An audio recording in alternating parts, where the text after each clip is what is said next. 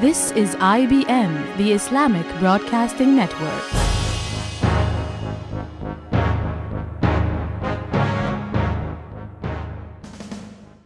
The following program is sponsored by the Islamic Media Foundation, sharing the guidance of Allah through broadcast media and the Internet.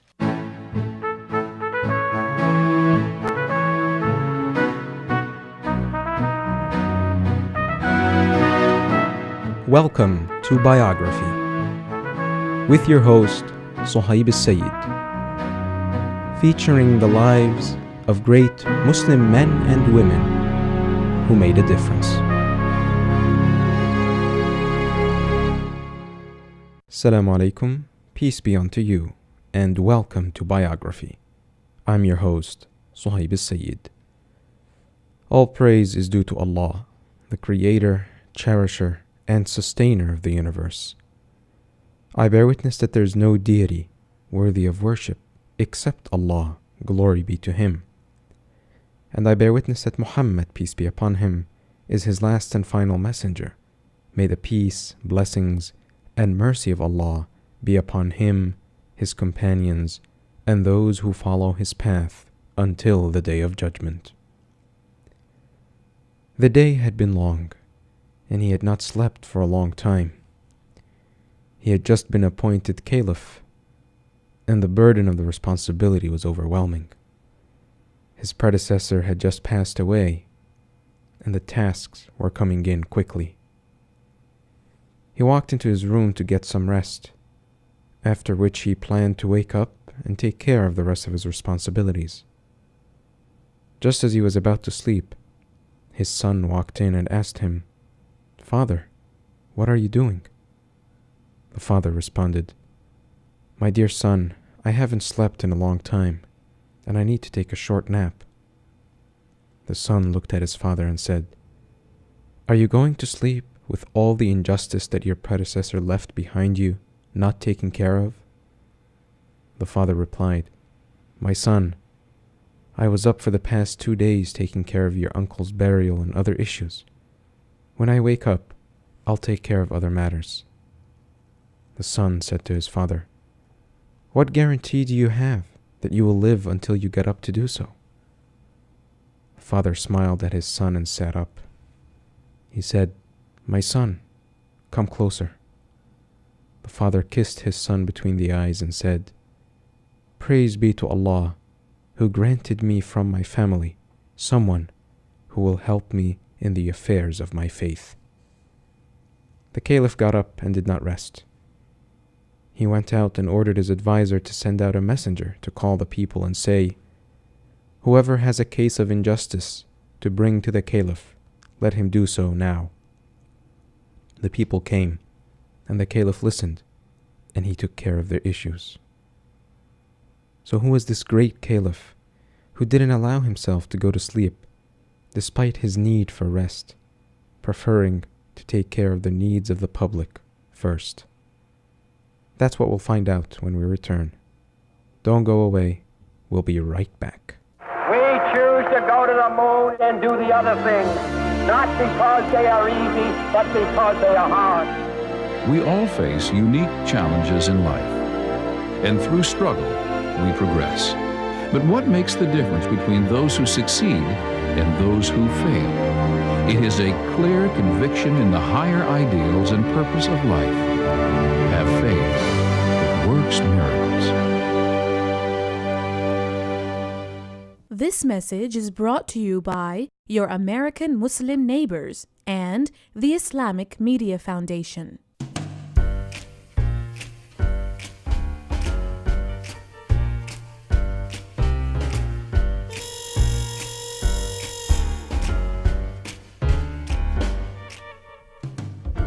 IBN is your voice.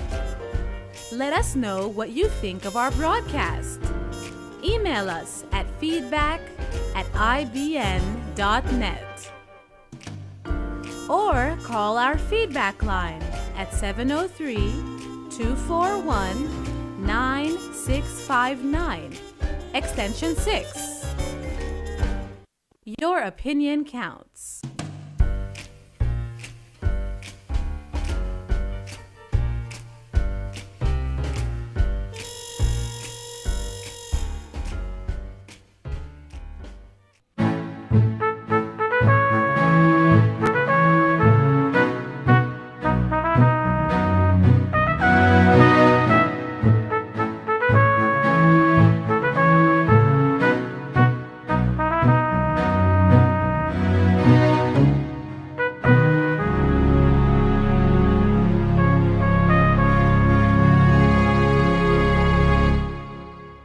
Welcome back to Biography on IBN, the Islamic Broadcasting Network.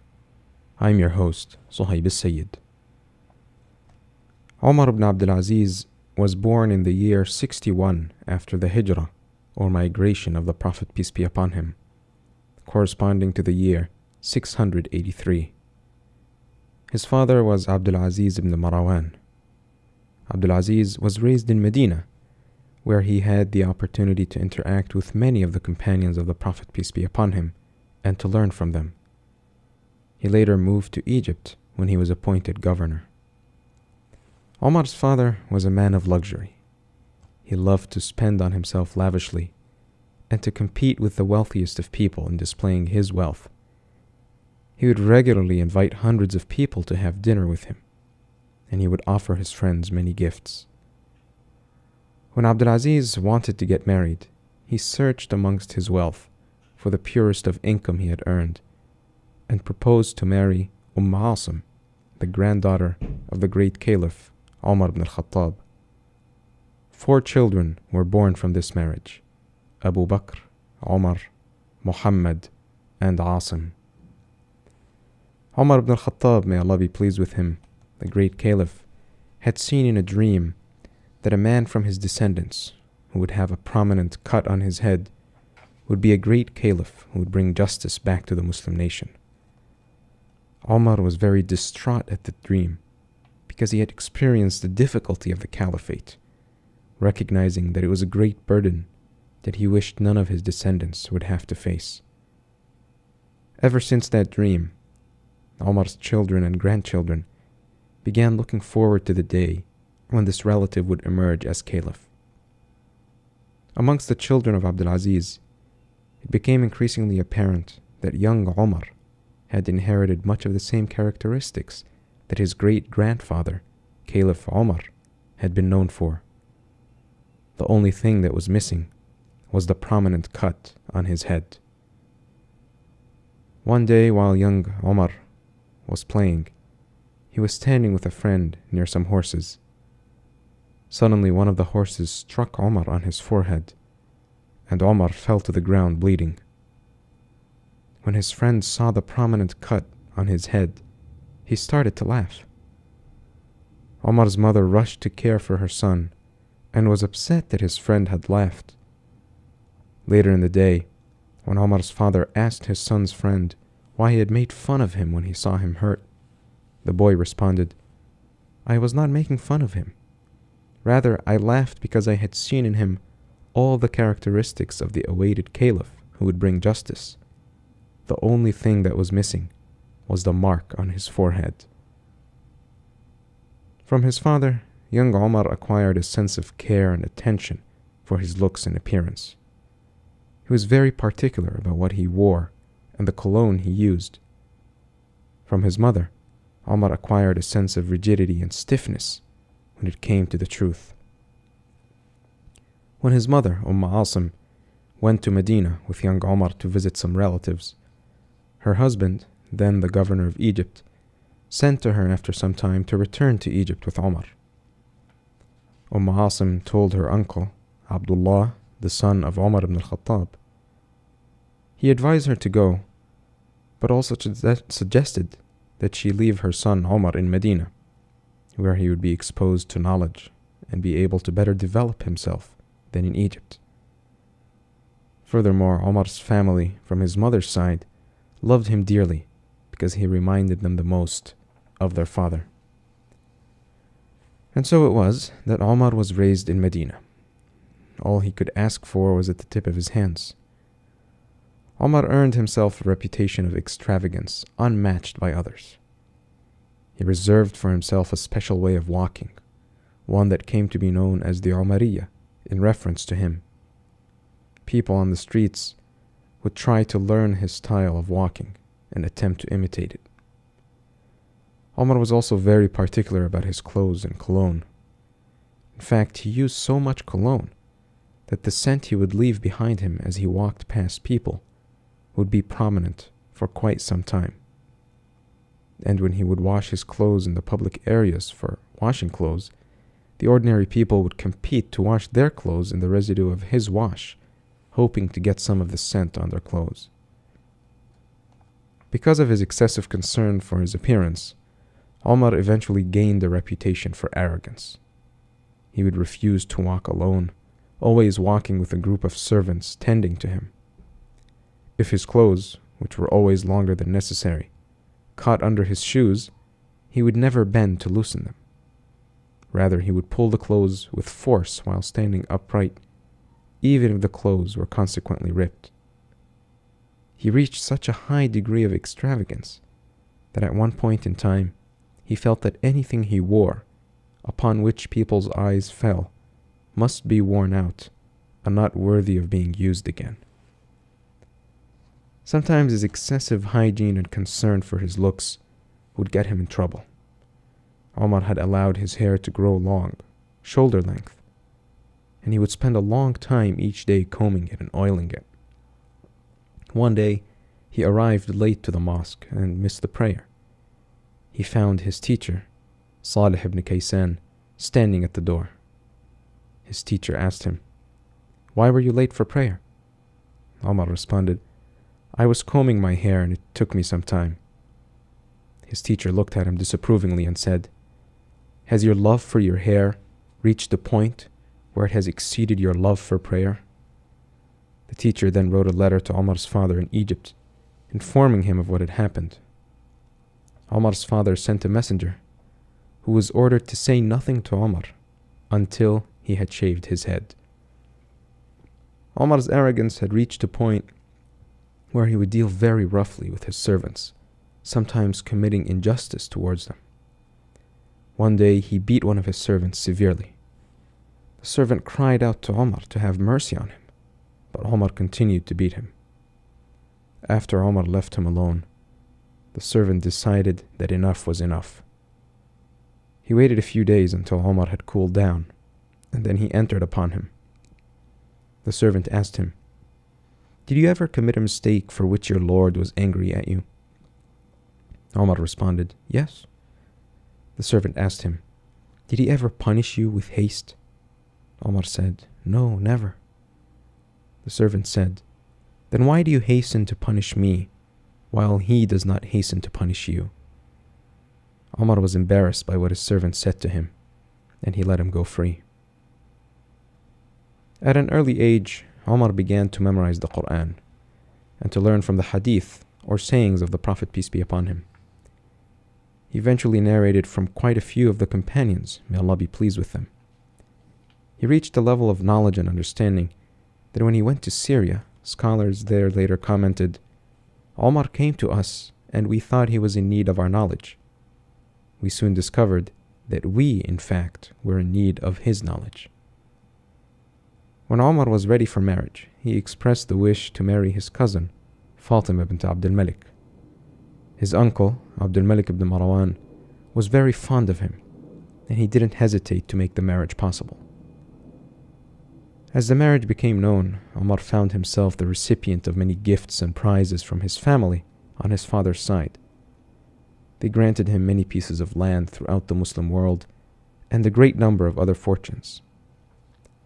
As a young man barely 20 years old, and having lived a lavish life, Omar didn't hesitate to accept these gifts.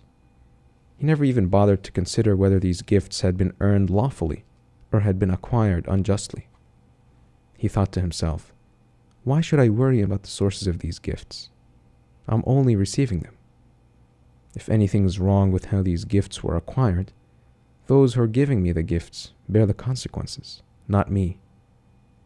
It was with this nonchalant attitude that Omar proudly accepted his relatives' offerings.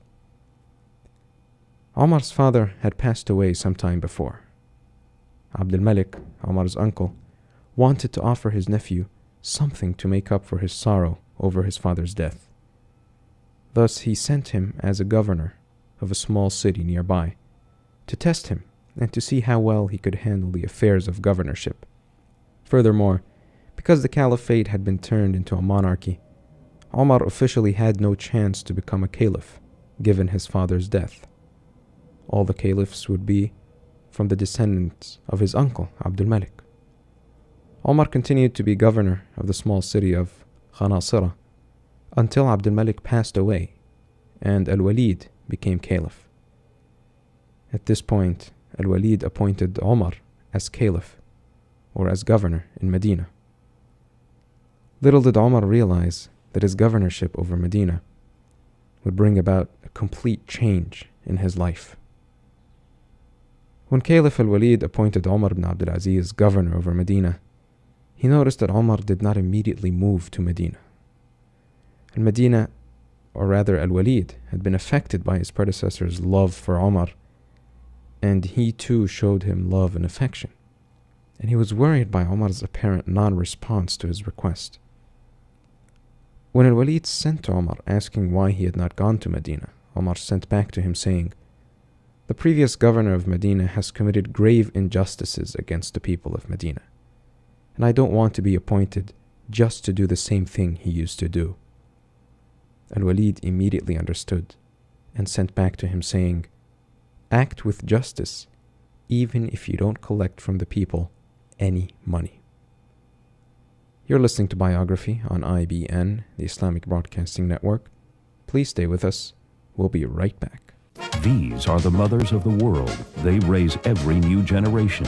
They... Excuse me, pardon me. Yes? What about the nagging? Nagging? Take out the garbage, do your homework. She's helping you build good character, teaching you things like responsibility, trustworthiness, honor, compassion, integrity. Okay. And because she loves you. I knew you were going to say that. Kindness to mothers is a gateway to paradise. Have you shown her love today? This message has been brought to you by your American Muslim neighbors. This public service announcement is brought to you by the Islamic Media Foundation. Don't forget, you can always listen to IBN on the internet at www.ibn.net every weekday from 2 p.m. to 9 p.m. Eastern Standard Time. Again, that's www.ibn.net. IBN, the voice of American Muslims.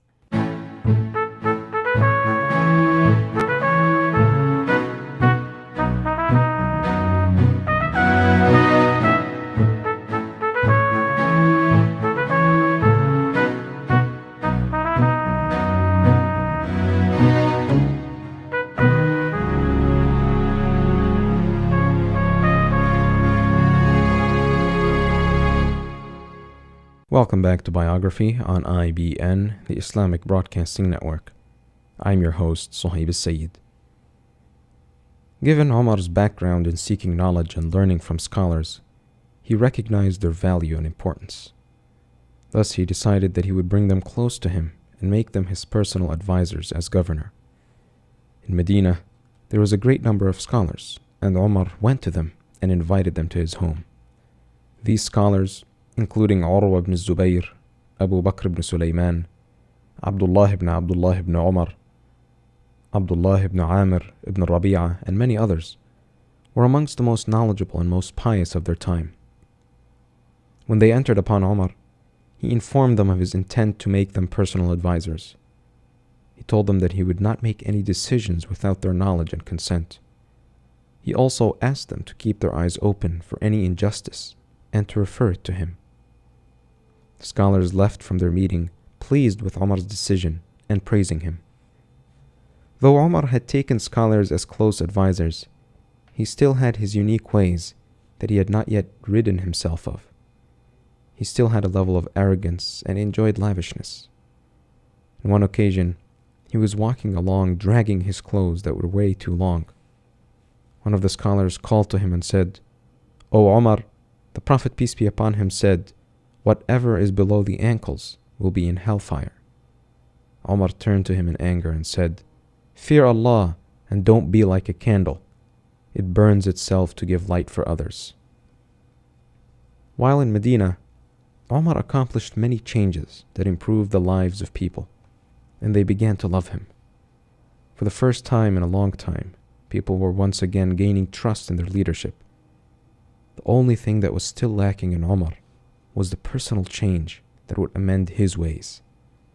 And that was about to happen as he was chosen to be caliph. The story behind how he was chosen caliph is long and complicated. But basically, a rift began to emerge between Omar and Caliph al-Walid, reaching the point where al-Walid began to doubt Omar's loyalty. To test him and determine how loyal he was, al-Walid ordered Omar to beat a specific man.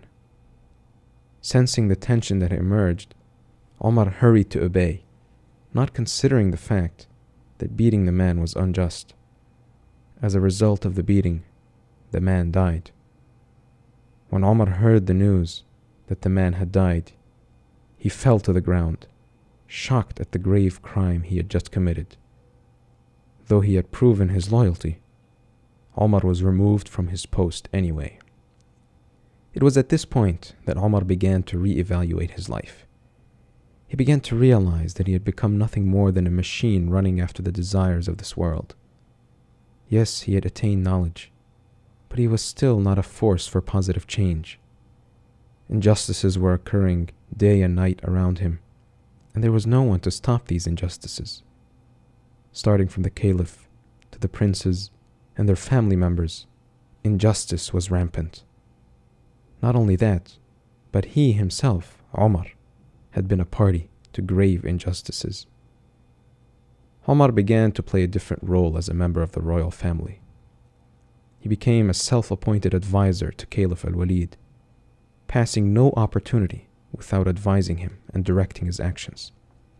And he regularly angered al-Walid. Soon al-Walid passed away, and Sulayman became caliph. Sulayman was more lenient than his predecessor, and he took Omar for an advisor. Soon, though, Sulayman grew sick and realized that his end was near. He wanted to appoint someone to be caliph to prevent any dispute from occurring after his death. But he realized that all his children were too young. He wanted to appoint someone whom people would not dispute over his legitimacy, since he would not be one of his own children. Sulayman called his advisor and asked him what he thought of Omar ibn Abdulaziz. His advisor said, "He's a great man with great manners, and he would be the best person for the job." Sulayman said, "I know, but what will my family think if I appoint someone from outside? If I don't appoint any of them, they will never obey him, and chaos will ensue." He thought for a moment and then said, "I'll appoint him, and I'll appoint Yazid ibn Abdul Malik after him." The decision was written and sealed. Sulayman then called his family and told them to give their support for whatever he has decided before he passes away. They all did. When they left, Omar went to the caliph's advisor and said, "I know that the caliph has high regards of me, and I'm afraid he may have placed a burden on me. Please tell me if he named me in any way, so that I may go to him and convince him otherwise." But the advisor said, "No way. I'll never divulge one letter of what the caliph has written until he passes away." And Sulayman passed away. Once again, the advisor gathered the royal family to reaffirm their support for whatever the caliph had written, and they agreed. When Omar's name was read as the next caliph, everyone was shocked. How could Sulayman bypass his family and appoint Omar? Chaos was about to ensue, but the advisor kept the situation under control by reading the rest of the decree. When Sulayman's family realized that the caliphate would return to them after Omar, they were satisfied. For his part, though, Omar was in a state of disbelief. He sat at the rear of the mosque, crying over the burden that had been placed upon him. He was walked close to the podium and helped up, as he was in complete shock. For a long time he sat without speaking a word. Soon, though, reality set in, and he addressed the people. Little did people realize that major change was on the way. Omar began to change himself immediately. He left the luxury of the past behind him. His countless pairs of clothing were eliminated. His cologne was no longer used. When he first walked out of his home, just having received the news of his new burden, he saw a huge parade of horsemen with hundreds of guards. When he asked about the scene, he was told that the parade was for him, but he immediately relieved the guards of their duties and sent the horses and the ornaments back to the treasury, saying, This is from the money of the community, and it does not belong to me. Omar began by changing himself, and then he proceeded to change his immediate family. His wife Fatima realized that the extravagances of the past were just that, things of the past. No longer had he had interest in them. In fact, he had begun to realize that most of his wealth had been given to him from sources of injustice, either land or money taken from the public without the public's knowledge or consent, and in many cases, out of greed. Not only was he going to return these items, he was also going to limit himself to the bare minimum that he needed. To count the acts of justice that Omar ibn Abdulaziz did during his short reign as caliph would be impossible. To say the least, his extended family, the royal family, was very displeased with him. They tried to get him to leave them alone, but he made it a mission to rid the royal family of its grave injustices. Lands, money, property, and whatever was taken unjustly was returned to its rightful owners. As Omar changed his ways, he became increasingly concerned about death, always mentioning it and crying of fear of being punished for his sins. He was blessed to have many children: Abdul Malik, Abdulaziz, Abdullah, Ibrahim, Ishaq, Yaqub, Bakr, Musa, Al-Walid, Asim, Yazid, Zayyan, Amina, Ammar, and Abdullah. His closest of his children to him was Abdul Malik, the one who advised his father to stay awake until he took care of the people's needs before he rested. Eventually, envy of Omar led a servant to poison him, and he lay on his deathbed, awaiting the day he had long dreaded. Even as he was dying, Omar refused to allocate any money to his children, saying, "I would rather leave pious children who were in need than to leave wealthy children who would be unrighteous."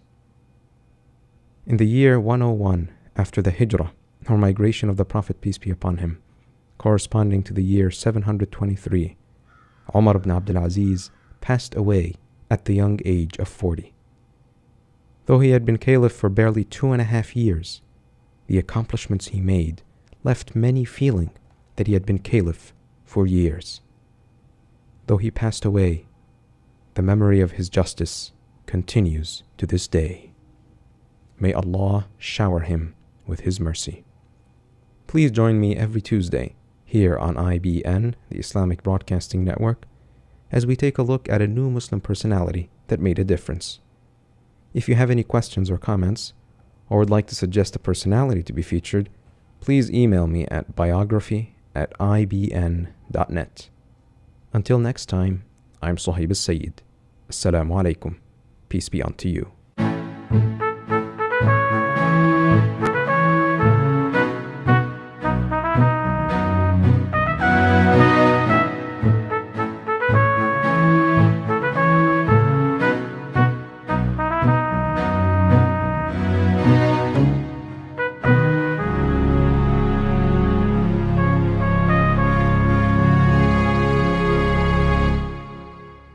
This program has been sponsored by the Islamic Media Foundation, sharing the guidance of Allah through broadcast media and the Internet.